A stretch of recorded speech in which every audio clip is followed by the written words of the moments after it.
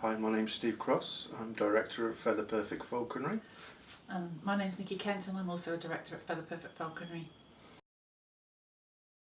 Feather Perfect Falconry started in November 2011, and it was at that time where we met CEDAR as an organisation.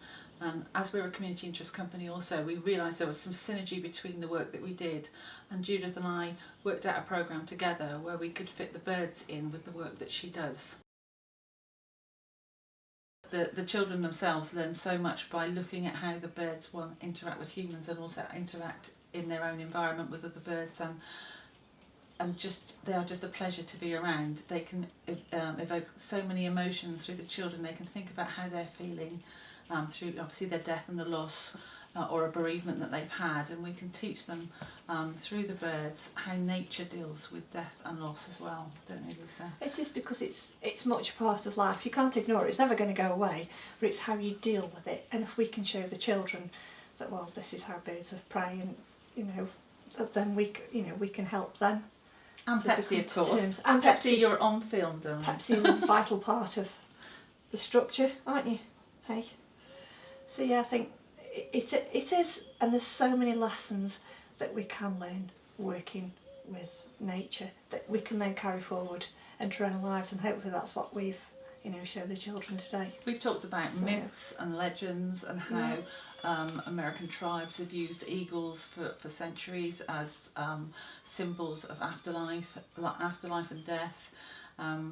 Egyptians used figureheads of falcons, so seeing the falcons fly, and then they look at how the myths have evolved over the years and how legends are still being carried forward in today's life. It sort of puts the whole picture of how humans have evolved over centuries. We talk about medieval times and how people would have survived using birds of prey to keep themselves fed, and all the awful things that used to happen during those times if you were caught with the wrong bird.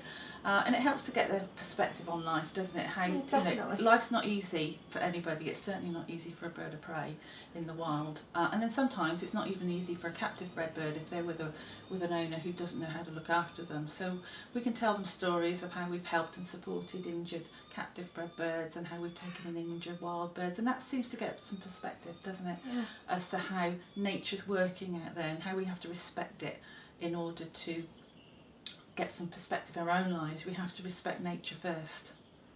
Definitely, and the respect as well that we give to birds of prey or wildlife in general. Then hopefully they will then, the lessons that they've taken from today, they will then go and pass on to their friends as well.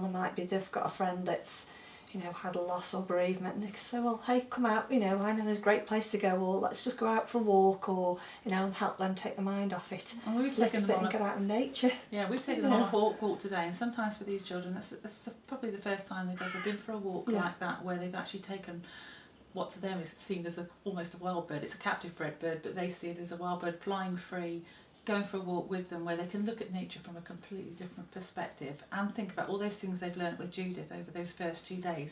Yes, Pepsi. Also as well, when you have that interaction with the birds, I've noticed, because I've been in education quite a long time, and I've noticed that once you get them outside, children physically relax more. There's not the constraints, and if you've got like a dog or a cat, a bird of prey, whatever it is, and today a ferret. Yeah, a ferret. They will open up a little bit more because they're not always directly talking to you. They can sort of talk through the bird, and it's very, very therapeutic being out there. And you'd be surprised how much they do relax, and they'll start to tell you a little things and talk about over the times we've been working with Judith, we've had tears, we've had laughter, we've had all the full range of emotions come out through the birds, and they are quite powerful and empowering things. Yeah, they do things to people, and they don't realise they're doing it. No, they don't. There's something about a little bundle of feathers that you can suddenly, it's amazing how emotive they can be, and you don't realise it. Probably because we love them. Yeah, that's it. And hopefully as well, what we've done today is we've passed on our enthusiasm and our passion as well to the children, so that they can see. Hopefully, I'm sure we have.